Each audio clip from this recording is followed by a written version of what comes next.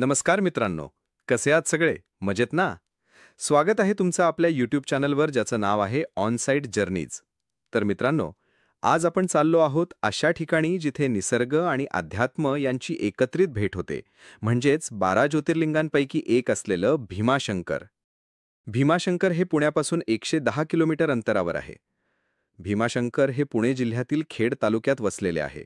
हे ठिकाण सह्याद्रीच्या प्रमुख रांगेत असून अत्यंत घनदाट जंगलाने वेढलेले आहे, जे भीमाशंकर वन्यजीव अभयारण्य म्हणून ओळखलं जातं. महाराष्ट्रातील प्रमुख नद्यांपैकी एक असलेली भीमा नदीचा उगम याच ज्योतिर्लिंगापासून होतो. अतिशय घनदाट जंगल व तीर्थक्षेत्रामुळे हे ठिकाण पुणे जिल्ह्यातील एक प्रमुख पर्यटन स्थळ बनले आहे. मग काय, बाईक फ्युलअप करून आम्ही आमच्या पुढच्या प्रवासाला सुरुवात केली. काही वेळातच आम्ही आळंदीमध्ये पोहोचलो. इंद्रायणी नदी पूर्णपणे भरलेली दिसत होती. सकाळचे 7 वाजले असताना देखील भाविकांची गर्दी आपल्याला पाहायला मिळाली.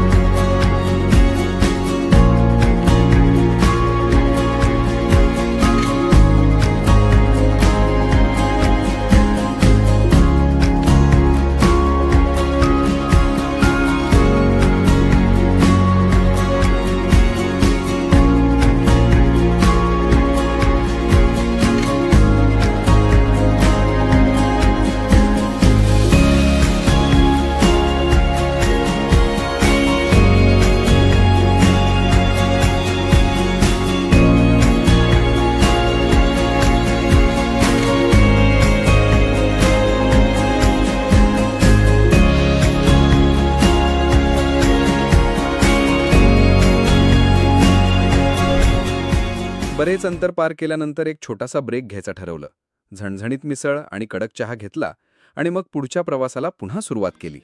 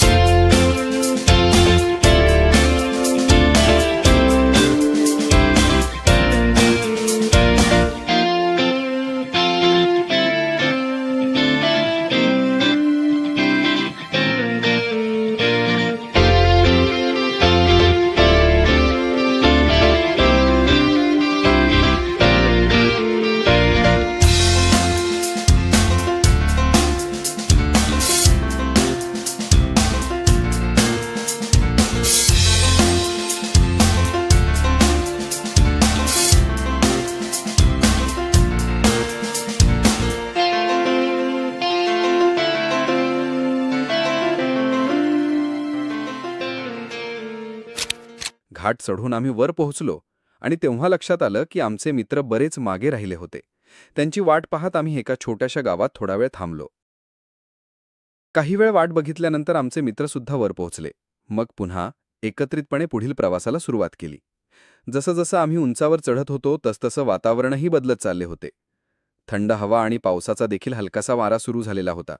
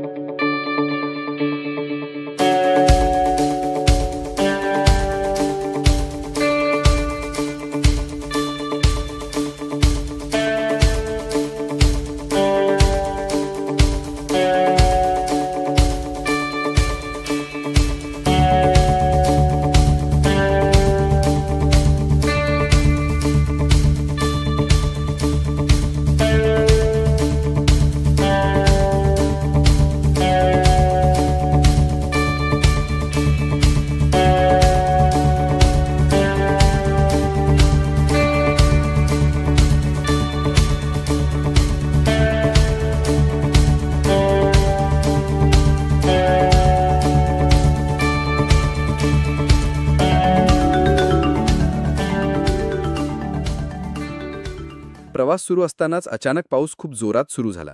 मग काय, एका झाडाखाली थांबून लगेच रेनकोट घालण्यास सुरुवात केली. पाऊस वाढत चालला होता आणि त्यातच आम्ही सगळे रेनकोट घालण्याचा प्रयत्न करत होतो. जोरदार पाऊस, थंड हवा आणि यामध्ये आमची रेनकोट घालण्याची घाई, या सगळ्याचा एक वेगळाच अनुभव होता. फक्त थोडेसेच अंतर बाकी होतं. भीमाशंकर केवळ 2 किलोमीटरवर उरलेलं होतं, पण पाऊस काही कमी होत नव्हता. आणि फायनली आम्ही भीमाशंकरला पोहोचलो. इथे पोहोचल्यावर आपल्याला पार्किंगसाठी 20 रुपये चार्ज केले जातात. मंदिरात आल्यानंतर आपल्याला एक वेगळीच पॉझिटिव्हिटी जाणवते.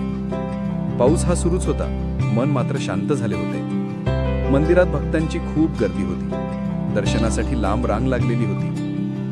आम्ही ही फुलं आणि बेलपत्र घेऊन रांगेत लागलो.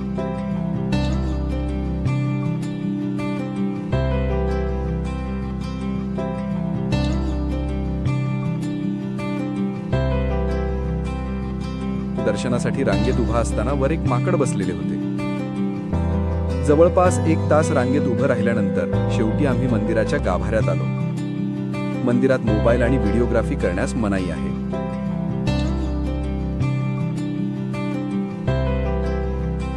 शिवदर्शन घेतल्यानंतर आम्ही बाहेर आलो तेव्हा पाऊसही थांबला होता. मंदिराच्या बाहेर प्रसादाचे आणि इतर वस्तूंचे अनेक स्टॉल्स आपल्याला पाहायला मिळतात.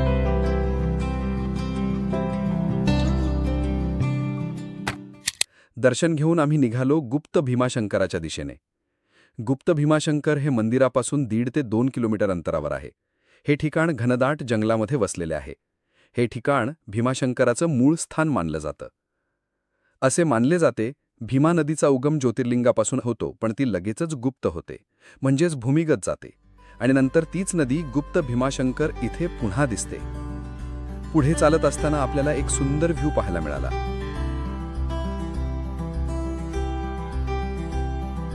तेवढ्यात अचानक एक माकड आमच्या समोरून खूप स्पीडने धावत गेले. निसर्गाचा अनुभव घेत आम्ही आमच्या पुढच्या प्रवासाला सुरुवात केली.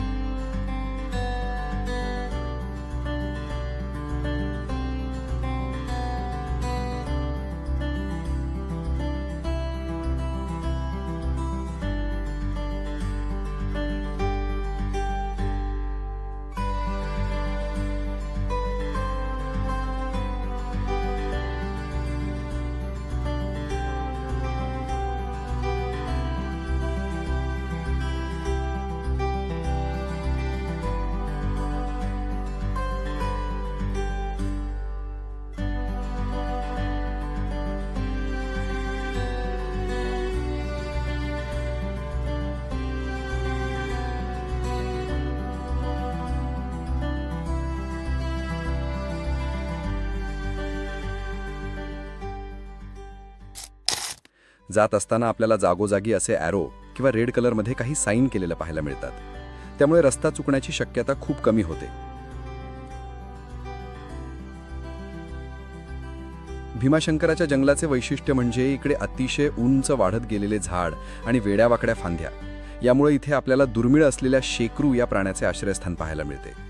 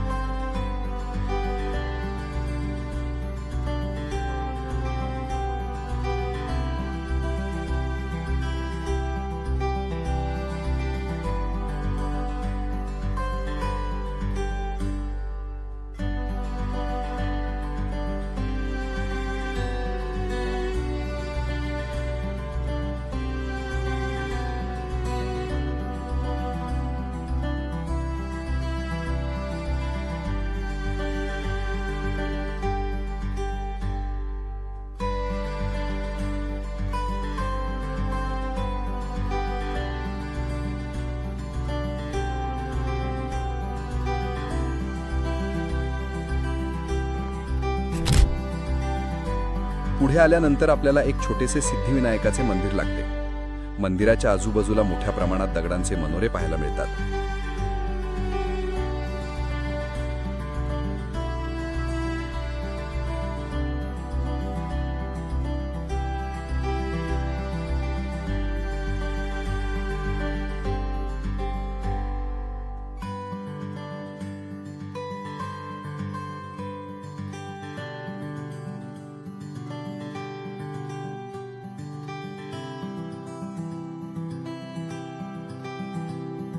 थोडे पुढे गेल्यानंतर एक उतार लागतो जो थेट भीमा नदीकडे जातो।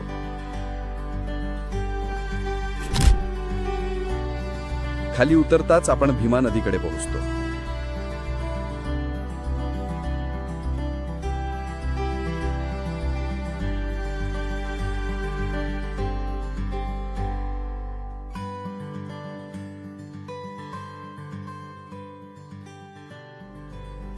नदी ओलांडून समोरच्या बाजूने थोडं खाली उतरताच आपल्याला छोटासा धबधबा लागतो। या धबधब्याच्या खाली दगडांमध्ये नैसर्गिकरित्या तयार झालेला शिवपिंडीसारखा आकार दिसतो।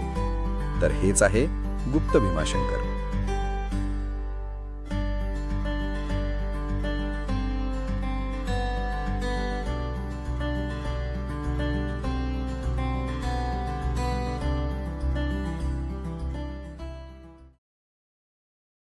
दर्शन घेतल्यानंतर आम्ही परतीच्या प्रवासाला सुरुवात केली। संध्याकाळचे 5 वाजले होते आणि रस्त्यावर धुके पसरले होते।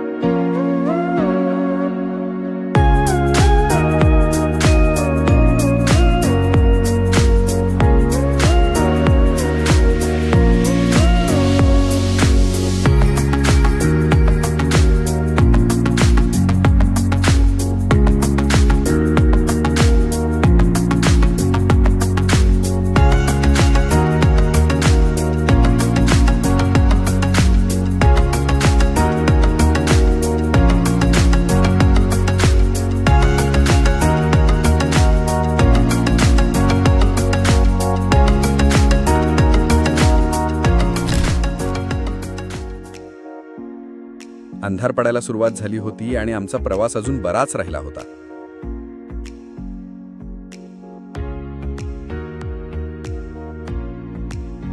रोजच्या धावपळीच्या जीवनात स्वतःसाठी वेळ काढून अशी एकतरी ट्रिप नक्की अनुभवली पाहिजे।